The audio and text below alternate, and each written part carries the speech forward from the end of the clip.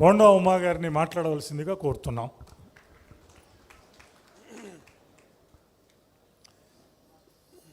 చాలా సంతోషం.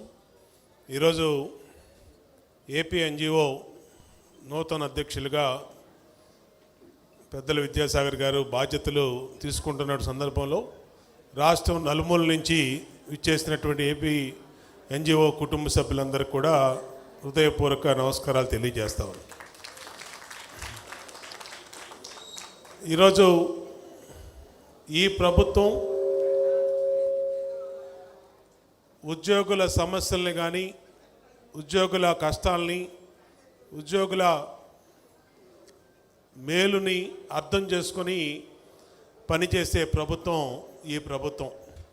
మీ అందరికీ తెలుసు, 4 సార్లు ముఖ్యమంత్రిగా గతంలో సమైక్య రాష్ట్రంలో నుంచి ఇప్పటి వరకు మనకి ఎన్ని కష్టాలు, ఇబ్బందులు, సమస్యలు ఉన్నా ఆ రోజు కొత్త రాష్ట్రం ఏర్పడినప్పుడు మొట్టమొదట మరి అక్కడ తెలంగాణ రాష్ట్రంలో ధనిక రాష్ట్రం అని చెప్పుకున్నటువంటి తెలంగాణ రాష్ట్రంలో ఏ విధంగా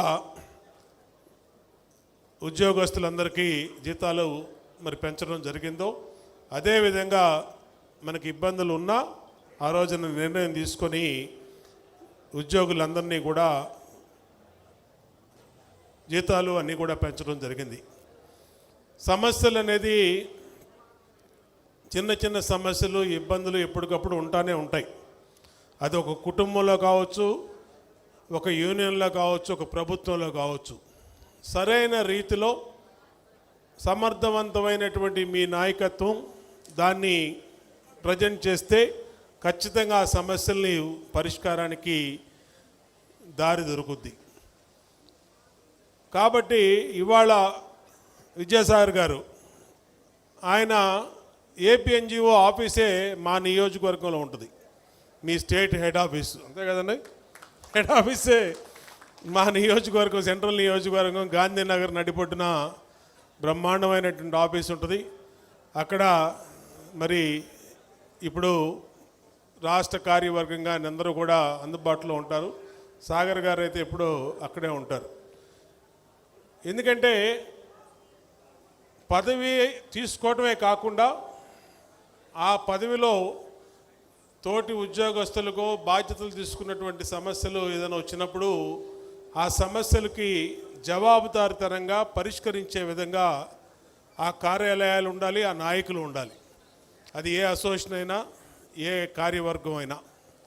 అలాంటి బాధ్యత కలిగినటువంటి పదవి తీసుకుంటున్నటువంటి సాగర్ గారి నుంచి అయితే మాకు గత 30 ఏళ్ళుగా ఆయన గురించి బాగా తెలిసినటువంటి వ్యక్తులు ఇక్కడ ఉన్నోళ్ళం కాబట్టి, మా అశోక్ బాబు గారు ఇక్కడే ఉన్నాడు.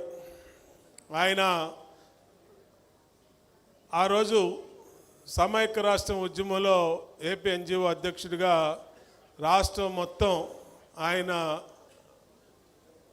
ఎన్జిఓ ప్రెసిడెంట్గా మరి ఏ విధంగా ఆ రోజు రాష్ట్రం మొత్తం ప్రజల్ని ప్రభావితం చేసి వృత్తులకు ఇచ్చేవాడు. ఆయన మాట్లాడితే గంట సేపు మరి అందరూ కూడా వాచ్ చేసేవాళ్ళు. ఆయన చెప్పిన సమస్యలు, ఆయన చెప్తున్నటువంటి ఇబ్బందులు, ఆయన చెప్పినటువంటి వాస్తవాలు అనేవి చాలామందికి తెలియని ఆ రోజు చెప్పేవాళ్ళు.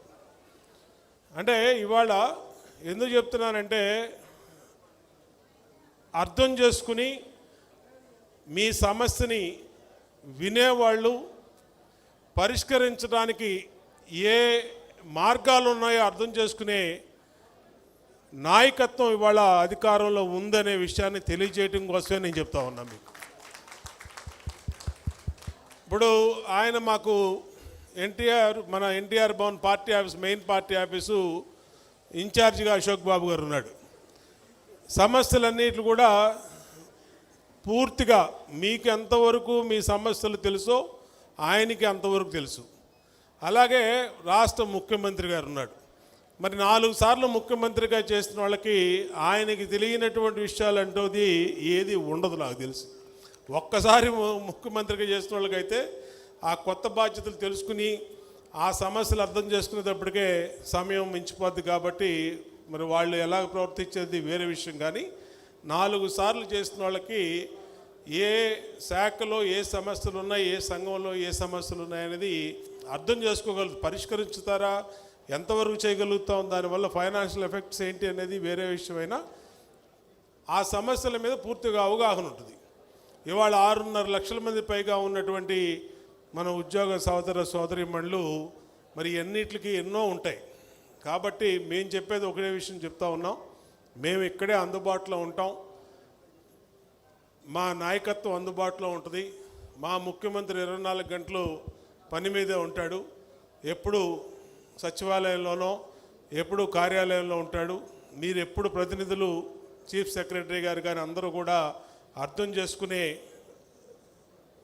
వ్యక్తులు కాబట్టి ఎప్పుడు ఏ సమస్య ఉన్నా సరే మీకు ఆ సమస్య పరిష్కారంలో మేమందరం కూడా అండగా ఉంటామని మీ అందరికీ తెలియజేస్తామని.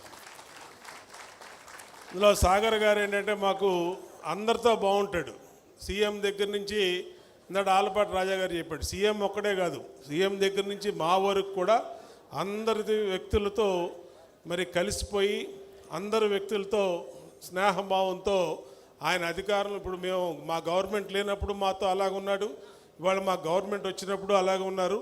కాబట్టి ఇలాంటి మంచి వ్యక్తి నాయకత్వంలో ఈ సమస్యలన్నిటికీ పరిష్కారం, ఈ సమస్యలన్నిటికీ రాబోయే రోజుల్లో ఖచ్చితంగా అన్ని రకాలుగా మీకు మంచి జరుగుద్దని హృదయపూర్వకంగా సాగర్ గారి నాయకత్వంలో రాబోయే 3 సంవత్సరాల కాలం ఈ ఎన్జిఓ సంఘానికి మరిన్ని మేలు జరగాలని కోరుకుంటూ మీ అందరి దగ్గర సెలవు తీసుకుంటాం.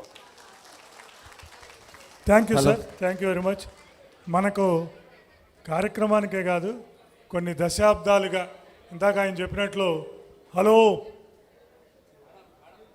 ఏమిది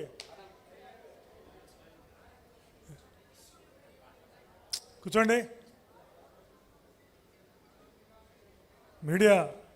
మీడియా మిత్రులకి కొంత ప్లేస్ వదిలిపెట్టండి. ఒక సిటీ యూనిట్ ఆయన నియోజకవర్గంలోనే ఉంది, జిల్లా యూనిట్ ఎన్ని సంవత్సరాలు, నేను అశోబాబు గారు ఎన్నో సంవత్సరాలు చేసాం జిల్లా, అది ఆయన నియోజకవర్గంలోనే ఉంది. తర్వాత రాష్ట్ర సంఘం కూడా ఆయన నియోజకవర్గంలోనే ఉంది.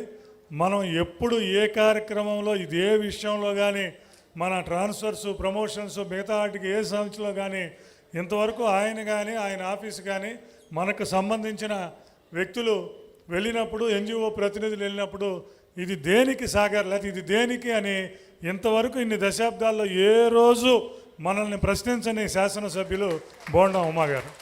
ఎన్జిఓ సంఘం అంటే మన వాళ్ళే, ఎన్జిఓ సంఘం అంటే మన సాగర్ గారు పంపించారా, ఇక్బాల్ గారు పంపించారా, రండి వాళ్ళకి ఆ పని చేసి పెట్టండి అని చెప్పి ఇవాళ వరకు కూడా అలాగే ఉండి ఇవాళ మన కార్యక్రమాన్ని, మన సంఘాన్ని, నూతనంగా ఎన్నికైన అధ్యక్షుణ్ణి ఆయన బ్లెస్సింగ్స్ ఇవ్వడానికి వచ్చిన మరి సెంట్రల్ నియోజకవర్గ శాసనసభ్యులు పెద్దలు ఆత్మీయులు బోండా ఉమామహేశ్వర గారికి కరతాళ ధ్వనులతో మన ధన్యవాదాలు తెలియజేస్తూ thank you sir, thank you very much. Hello రేపు 8 రిటైర్మెంట్ ఉంది సార్. హలో టెస్టింగ్, హలో అలాగే హలో